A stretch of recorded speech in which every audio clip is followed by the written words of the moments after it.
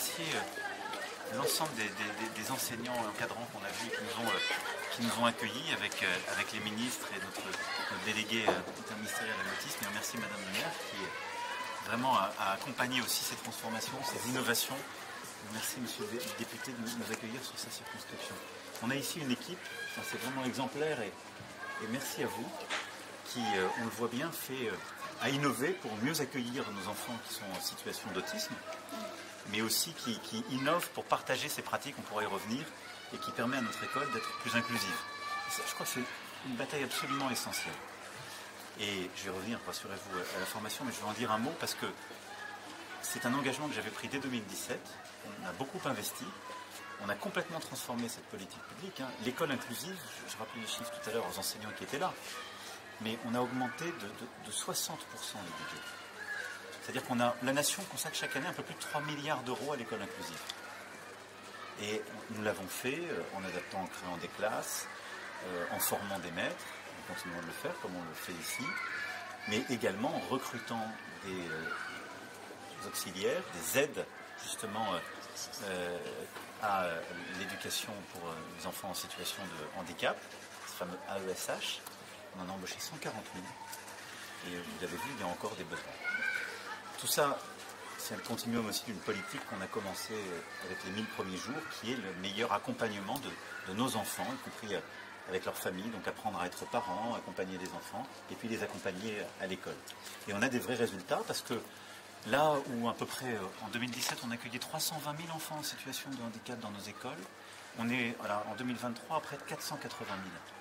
Vous voyez, il y a une augmentation substantielle du nombre d'enfants qu'on met à l'école. Ce qui veut dire, c'était des enfants qui parfois restaient en fait à la maison, c'est des enfants qui pouvaient être en institut, en tout cas c'est des enfants qui n'étaient pas scolarisés avec les autres et avec un encadrement adapté. Donc ça, je veux vraiment saluer tout l'effort qui a été fait. Maintenant, ça n'est pas terminé. Qu'est-ce qu'on va faire? On va continuer de mieux former les maîtres, professeurs, continuer de mieux former et de consolider ce métier d'AESH. C'est pourquoi on vient de passer un texte de loi qui va permettre de reconnaître aussi le temps hors temps strictement scolaire pour ces AESH. Parce que même si on les a mieux reconnus, mieux rémunérés, et surtout si on les a sortis de la précarité administrative, parce que beaucoup étaient en contrat court, on les a tous mis en CDD, puis on a passé le maximum en CDI pour les stabiliser, la grande difficulté qu'on avait, c'était d'avoir un temps complet. Et donc vous aviez beaucoup d'AESH qui n'avaient pas un temps complet, et donc une rémunération qui était de fait inférieure au SMIC, ce qui n'est pas acceptable. Là maintenant, le texte est passé, on va reconnaître l'accompagnement des enfants, y compris pour aller à la cantine, faire les devoirs, ce qui permettra d'avoir un temps complet et donc d'en recruter davantage, de les consolider. Puis on va améliorer leur formation et leur reconnaissance. Et ça, c'est tout le travail qu'on fait entre l'école, le médico-social dans notre stratégie. Maintenant, pour la formation des maîtres, c'est en effet une nécessité. Pourquoi? Parce qu'on s'aperçoit que si on veut réussir ce choc des savoirs, cette transmission de meilleurs résultats pour nos enfants, on a besoin d'avoir les maîtres les mieux formés possibles. Et vraiment, je veux saluer l'engagement de tous nos enseignants, partout en France, dans tous les territoires, qui font vraiment le mieux possible. Mais on voit bien que le système qu'on a adopté ces dernières décennies était sans doute pas le meilleur. Pourquoi? Parce qu'en fait, il faisait naviguer les enseignants pendant 5 ans post-bac avec des filières qui étaient diverses et variées. On avait un concours qui était à la fin du M2.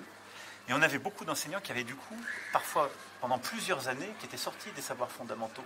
Et donc c'est assez compliqué de les transmettre quand pendant plusieurs années, on n'a pas été accompagné comme il fallait. Et donc, ça, c'est une remontée à la fois du terrain, d'équipe, tout ça s'est fait sur un travail ces dernières années. Ce phénomène que je décris, auquel s'ajoute le fait qu'on a eu du mal ces dernières années à recruter dans les concours, on a créé de l'incertitude. Et on a du coup été chercher des contractuels qui font un travail remarquable et dont on a besoin dans notre éducation nationale. Ça dit qu'on allait changer le système de formation. Premièrement, en ouvrant des licences dès l'après-bac. Et donc en créant des licences de préparation au professorat des écoles. On a déjà des filières qui existent, on a quelques milliers de postes qui ont ces dernières années été structurés. Là, on va vraiment aller vers une généralisation. Mais pour pouvoir être formé dès après-bac, eh bien, français, maths, géographie, histoire, avec aussi les méthodes les plus innovantes, avec un corpus qui est profondément rénové et qui s'inspire de tout ce qui a été travaillé par le ministère ces dernières années. Ensuite, vous l'avez parfaitement compris, le concours sera passé à la fin de la licence. Alors, il y aura une forme de passerelle, c'est une forme de prépa intégrée, cette licence qu'on va ainsi créer. Donc il y aura des épreuves allégées pour ceux qui s'engagent dès après le bac et qui auront déjà eu tout ce corpus. Mais après, vous pouvez avoir fait une licence d'histoire, de psycho, etc. Vous irez passer le concours pour rentrer en master. Et là, vous aurez un master professionnalisant qui seront en fait nos écoles normales du XXIe siècle. Et donc, avec, dès le début, un travail avec les élèves, évidemment sous encadrement, un système de stagiaires, et avec progressivement de plus en plus du temps devant les écoles, et avec une rémunération des élèves qui, justement après concours, seront dans ce nouveau master. Ce qui va nous permettre, en tout cas on en est convaincu, de bien mieux former, de mieux préparer, de le faire dès après-bac, et de mieux reconnaître aussi justement nos compatriotes qui veulent s'engager dans ce métier qui pour nous est essentiel, de transmettre les savoirs à nos enfants, de leur apprendre l'esprit critique, de leur donner confiance, et donc de les rémunérer dès le M1. Voilà l'esprit de la réforme et des grandes structures. Donc c'est ça qui va monter en charge dès l'année prochaine. Et en fait, sur 2-3 ans, là, on va le systématiser pour que toutes les générations puissent arriver sur ce nouveau système. Je n'ai pas oublié de choses structurantes, madame. Vous avez dit l'essentiel, je crois. Est-ce que ça concernera aussi les professeurs de collège et de lycée? Alors ça, on le fait d'abord pour le professorat des écoles, mais l'idée est aussi d'améliorer la formation, en effet, pour le collège et le lycée. Donc dans le même esprit, on va travailler. Évidemment, ils rentreront et ils seront éligibles et on va créer des passerelles. Et donc, ce qu'on va créer avec ces licences de préparation, ça vaudra aussi pour eux. Oui, avec un concours bac plus. Et avec un concours qui sera adapté et donc des maîtrises qui sera ensuite adaptée. Donc il y aura aussi des passerelles, mais ça va structurer en effet la formation de tous nos enseignants. Et l'idée, c'est ensuite qu'autour de ces nouvelles écoles normales là, du XXIe siècle, on en fasse des éléments pivots pour la formation continue. Parce que ce qu'on va aussi repenser et accompagner, c'est une meilleure organisation de la formation continue pour mieux l'organiser dans le temps, c'est-à-dire permettre de le faire sur évidemment le temps de travail des enseignants, mais ne pas le faire sur le temps devant les élèves au maximum parce que c'est du temps qu'on perd et c'est justement parfois là qu'on a des difficultés de remplacement et pouvoir le planifier de manière pluriannuelle beaucoup mieux qu'on le fait aujourd'hui. Monsieur le Président, cette réforme a un coût. Comment vous allez la financer alors qu'il y a des coûts budgétaires au budget de l'éducation nationale et qu'il y a une lutte contre le déficit qui semble... Alors, vous avez tout à fait raison de rappeler l'importance des finances publiques. Néanmoins, je veux ici dire que le budget de l'éducation nationale continue d'augmenter et que les régulations budgétaires qu'il y a eu en ce début d'année et qui sont normales, parce que vous avez eu d'un seul coup un effondrement des recettes, c'est du bon sens, il faut le faire comme pour nos budgets, on laisse pas filer. C'est une moindre augmentation que prévue, mais le budget augmente. Et je vous invite à regarder le budget de l'éducation nationale sur les 6 dernières années. Il augmente comme il n'a rarement augmenté ces dernières décennies, pour ne pas dire qu'il avait eu plutôt tendance par le passé à baisser. Donc non, on continue d'augmenter, d'engager. On continue aussi sur le pacte à consolider les moyens. Et c'était prévu par le budget, mais il y a un certain nombre d'euros qui sont justement pour améliorer les sujets de remplacement. Donc on continue d'investir, y compris sur les missions prioritaires qui ont celle du remplacement. Et du pacte pour les enseignants. Mais cette réforme, elle se fera en lien avec l'enseignement supérieur, à un budget constant. C'est la planification des formations qu'on ouvre. Un budget constant, vous dites En fait, que le coût de cette le budget formation, constant, c'est à peu près 600-700 millions. c'est dans le cadre des maquettes que nous avons. Parce qu'en fait, nous investissons là aussi dans l'enseignement supérieur et la recherche. Le coût que vous décrivez est le coût à pleine vitesse. Il faudra le netter du coût qu'a la mauvaise organisation du système actuel. C'est-à-dire qu'aujourd'hui, les professeurs que vous ne recrutez pas, ce sont des contractuels que vous devez prendre pour mettre devant une classe. Et donc l'objectif à terme, quand ce système se sera mis en place, c'est de beaucoup mieux former, de prévoir aussi ce dont la nation a besoin, et donc de recruter dès après-bac au maximum, et donc de pouvoir moins recruter de contractuels. Donc l'objectif de cette réforme, c'est d'ouvrir ces filières universitaires, mais de le faire dans le cadre de ce qu'on investit dans notre enseignement supérieur, et de le faire en fermant aussi d'autres filières qui ont moins de débouchés. Donc c'est dans le cadre vraiment de la planification budgétaire que nous avons mis sur l'éducation nationale et l'enseignement supérieur. On l'a totalement intégré. Monsieur le Président, cadre scolaire oblige, peut-être un mot sur ce qui s'est passé à Viry-Châtillon hier, cet adolescent qui a été grièvement blessé, qui est entre la vie et la mort devant son établissement. Hier, c'était cette jeune femme, Samara, cette jeune adolescente aussi. Ce climat d'ultra-violence des jeunes, aujourd'hui, quand on est jeune, on risque sa vie lorsqu'on se rend dans son établissement scolaire. Un mot sur Viry. On a le droit d'être... D'abord, je veux avoir un mot pour cet adolescent, sa famille. Et évidemment, de plein soutien et de compassion. Et je souhaite que la justice puisse faire la clarté le plus vite possible là aussi. Et vous savez que je n'aime pas me qualifier des événements, des drames, lorsque la justice est en train de faire son travail et qu'on n'en a pas certitude. Ensuite, moi je veux que le gouvernement, et nous serons collectivement, intraitables de toute forme de violence. Et je l'ai toujours dit, comme nous l'avons été quand il y a eu d'ailleurs des émeutes. Ça a été le record d'interpellation de garde à vue, y compris de mineurs. Donc nous sommes intraitables, nous continuerons de l'être. Je ne veux pas qu'on fasse des raccourcis peut-être excessifs avec l'école. Ça s'est passé hors de l'école, à plusieurs centaines de mètres. Je ne sais pas si l'école est liée à cela. J'attends d'avoir là aussi, comme je le disais hier, la vérité des faits, y compris sur Viry. Ce que je veux d'abord ici redire, c'est que l'école doit rester un sanctuaire pour nos enfants. Pour nos enfants, pour leurs familles, pour les enseignants. Ce qui veut dire que nous sommes intraitables sur ce qui se passe à l'école. C'est pourquoi d'ailleurs la ministre a annoncé un plan de renforcement des moyens de sécurité, de surveillance, à l'école et aux abords des écoles, et qu'il y a eu hier un échange d'ailleurs inédit entre les préfets et les recteurs. Et là, les moyens sont déployés pour renforcer cette sécurité. Ensuite, l'ordre, on le fait aussi par la transmission des savoirs et par une école où on forme bien les maîtres, on leur donne justement une qualité de travail, comme c'est fait ici, un accompagnement pédagogique, et on leur permet de porter les projets. On est intraitable avec les parents, et vous savez que j'ai toujours été attaché à cela, on ne prend aucune mauvaise habitude, c'est-à-dire quand il y a un problème, on le dit, et quand il y a un enseignant qui fait son travail et qu'il est menacé, on le défend. Il n'y a pas deux doctrines dans la République, il y en a qu'une. Et donc je crois dans l'ordre républicain, c'est celui qui passe par l'autorité des maîtres, et les familles doivent l'accepter. Ensuite, il y a tout ce qui se passe en dehors de l'école, ce qui se passe derrière les écrans, et comme vous le savez, il y a beaucoup de violences qui passent par les écrans, par les réseaux sociaux.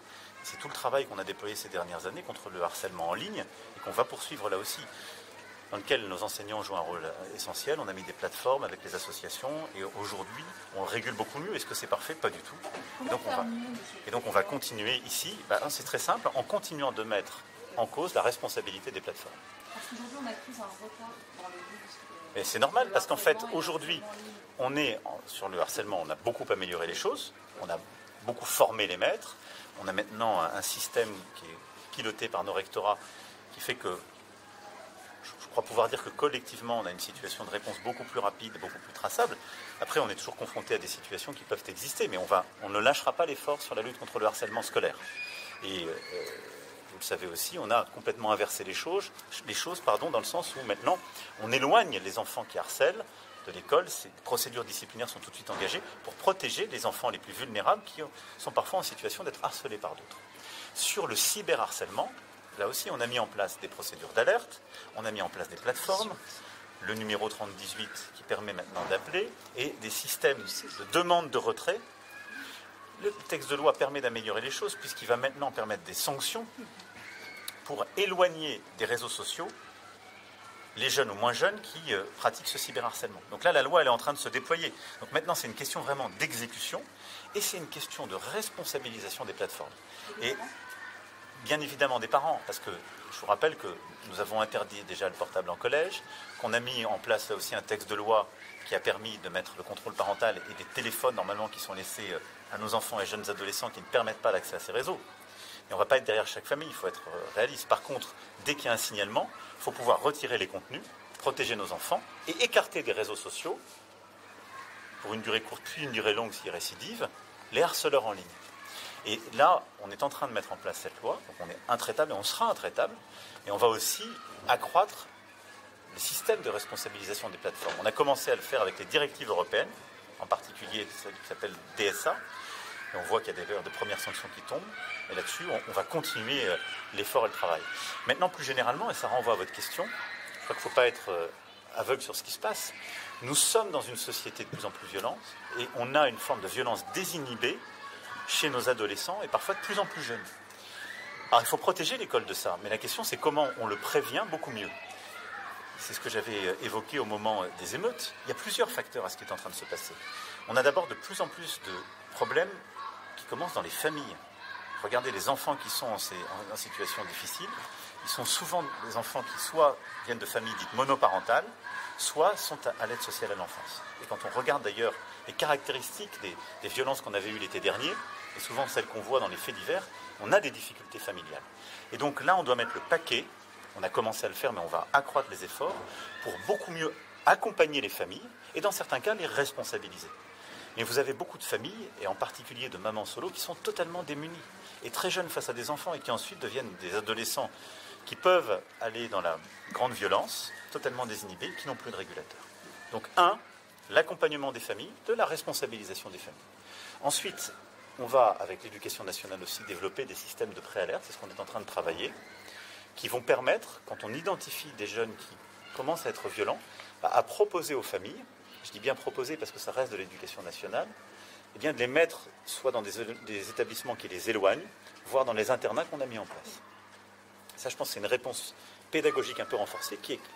Et puis, on va continuer de renforcer la réponse pré-pénale et pénale pour certains jeunes, qui consiste à les mettre soit dans des centres éducatifs fermés, soit on va développer des nouveaux centres qui permettent d'avoir un encadrement plus fort pour des jeunes qui sont en train de dériver et qui peuvent aller vers des formes soit de délinquance accrue, soit de très grande violence, soit qui malheureusement tombent dans les trafics. Et tous ces jeunes sont les premières victimes en quelque sorte de ces glissements. J'insiste sur ce continuum parce qu'on aurait tôt fait d'avoir une réponse qui ne serait que punitive. Il faut évidemment qu'il y ait des sanctions. Mais il faut très tôt identifier ces enfants et ces adolescents et avoir une réponse complète. Et aussi ne pas faire porter cette réponse que sur l'éducation nationale. Parce que ça n'est ni possible ni souhaitable. Il faut le faire en responsabilisant les familles, en responsabilisant et en travaillant avec les élus locaux et en ayant aussi toutes ces structures qui vont entre le médico-social, les familles, la justice des mineurs et en faisant mieux travailler aussi justice et police. Une question peut-être plus liée au travail parlementaire. La loi de juillet 2019, en grande partie initiée par Jean-Michel Blanquer, permet la mise en place des UEEA et des UEMA dans le maternel et dans l'école élémentaire. Exactement. Actuellement, on a Mme Ingrid Dordain qui a posé une QAG mardi. Elle va déposer un texte qui a été validé au Sénat à la Commission des affaires sociales. Comment le groupe Renaissance va travailler avec les exécutifs, notamment les équipes de Mme Thévenot, pour que ce texte soit le plus concis possible et qu'il réponde le plus aux demandes des familles. Je pense que M. Maillard peut également répondre à cette question. Alors, sans doute beaucoup plus que moi, parce que je ne vais pas m'immiscer dans le travail parlementaire d'abord, je vais être honnête avec vous. Et donc ça, c'est un chemin que les parlementaires de la majorité vont tracer, et je laisserai le président du groupe vous répondre là-dessus. Moi, je suis en tout cas très attaché à ce que, en effet, vous l'avez rappelé, dès la loi de 2019, on puisse déployer partout où il y a un besoin ces structures et ces classes adaptées, comme on en a vu une ici. On continue d'accompagner par les moyens ce qu'on fait et la formation, et qu'on puisse aller au bout de ce travail. Ceci vient en synergie complète avec ce qu'on a fait avec la stratégie aussi autisme, qui permet le dépistage précoce. Donc la stratégie TND, qui vient d'être initiée aussi en novembre, qui est différente de la 2018-2022. Bravo, c'est la deuxième génération. Et qu'est-ce que vous pourriez, en termes de différence entre ces deux stratégies Elle essaie d'abord la première, et c'est une première impulsion, il fallait le faire. Elle va ensuite, celle-ci, je parle sous le contrôle de la ministre et de notre délégué, s'appuyer sur des structures nouvelles qui n'existaient pas, notre maison de l'autisme entre autres, qui en est l'épicentre et qui va vraiment être révolutionnée, je le sais, par notre délégué, notre ministre, et ils ont carte blanche pour ce faire. Mais là où on a amélioré le diagnostic précoce, c'est de le systématiser, c'est de piloter maintenant ces fameuses plateformes qu'on a dans chaque département, et c'est de pouvoir, l'améliorer, le systématiser, 2, apporter une réponse adaptée avec beaucoup plus de souplesse, et 3, c'est aussi de corriger, je dirais, tout au long de la vie, les problèmes de diagnostic, repérage et d'accompagnement. Et on avait en fait, pour le dire de manière schématique, plusieurs trous dans la raquette qu'on avait identifiés et que cette stratégie vient compléter, y compris parce que, comme vous l'avez très bien dit, elle est plus large, c'est une stratégie TND que j'étais venu défendre aussi dans ses prémices en avril dernier. Cette même loi de 2019, elle crée les INSPE. Oui. Qu'est-ce qu'ils vont devenir? Et du coup, la formation des enseignants a déjà été réformée lors de votre premier mandat. Est-ce que ça veut dire que c'était un échec cette Non, parce qu'en fait, on s'appuie sur ce qui a marché dans les INSPE. Et d'ailleurs, je ne veux pas être trop technique, mais dans le schéma de passage vers les écoles normales du XXIe siècle, on va s'appuyer sur les INSPE. Et c'est grâce aux INSPE, et au premier d'ailleurs, on avait combien de postes avaient été ouverts des licences en préparation 1500, 2000 Quelque chose comme ça, je crois. J'avais ça en tête. Oui. Oui, LPPE, oui. Donc on avait commencé, en fait, on a testé plusieurs méthodes. Les INSPE, je pense, ont montré leur importance. Ce qui change, c'est que le concours n'est pas à la même place. Et ça, c'est très important parce qu'on donne de la visibilité. C'est qu'on va beaucoup plus accompagner, c'est qu'on va la rémunérer de manière systématique. Mais c'est surtout qu'on prépare beaucoup mieux post-bac tout le monde. Mais on s'appuie sur ce qui a marché, sur l'évaluation qu'on a fait de la réforme des INSPE et de ces premières classes qu'on avait ouvertes dès le SUP. Donc on essaie d'apprendre et de... Pardon? Ces INSPE, vous les supprimez? Non, ils vont progressivement devenir... En fait, on s'appuie, c'est pour ça que je vous dis que on va systématiser l'ouverture de ces licences préparant justement au professorat des écoles. Et ensuite, sur les INSPE, on va transformer celles-ci dans ces écoles normales du 21e. Et là, tout ça, on pourra vous donner tous les détails. Il faut que M. Maillard, qui est là, puisse répondre à M. le Président. Merci. J'ai oublié de trucs. Non, très bien. Non, j'ai des bêtises. Aucune bêtise. Non, est-ce que j'ai dit manquer des... Bon, on y reviendra. Merci à vous. Non, on va tout vous donner. Non, mais c'est que des bonnes...